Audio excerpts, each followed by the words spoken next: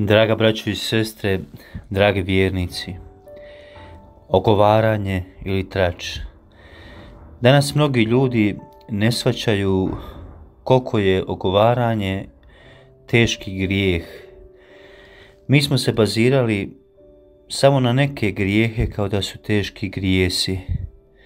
Na primjer psovka, krađa ili nemoral, blud.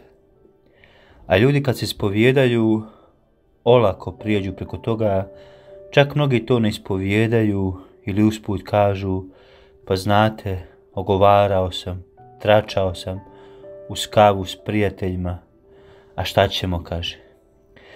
Ogovaranje će možda uskoro u crkvi postati kvalificirano kao teški grijeh. Papa Franjo upravo ide u tome pravcu, on tako često govori protiv težine ogovaranja. Možda u svojim katehezama Papa Franjo najviše upravo o tome progovara, o zavisti, ljubomori, odnosno ogovaranju, traču.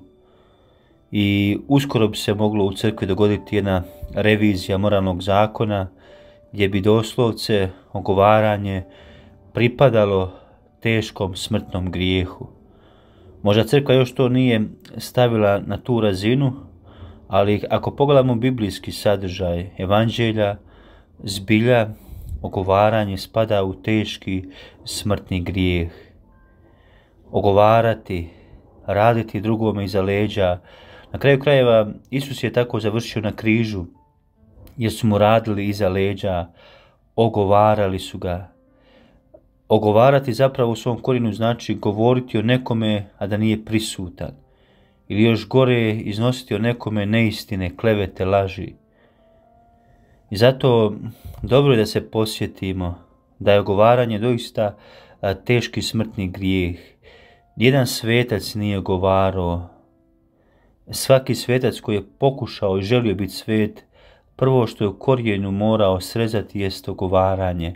Zapravo kad čitate biografije svetaca, nijedan svetac nimalo ne poznaje grijeh ogovaranja. Nultna tolerancija prema ogovaranju. I zato ako mi ogovaramo, to je veliki znak da smo mi daleko od Božje ljubavi i daleko smo zapravo od puta svetosti. Mnogi ljudi mole krunice, idu na misu, ali su maheri u ogovaranju. To im je izvor života, hrana, oni bez toga ne mogu. I uzalud su sve te molitve, to ne vrijedi pred Bogom. Srce koje ogovara jest srce koje istinski ne moli. Evo zato razmislimo dobro da mi u svom životu tako pristupimo ogovaranju, da je to teški smrtni grijeh, a ne laki neki grijeh uz kavu. Ne, ogovaranje je doista teški smrtni grijeh.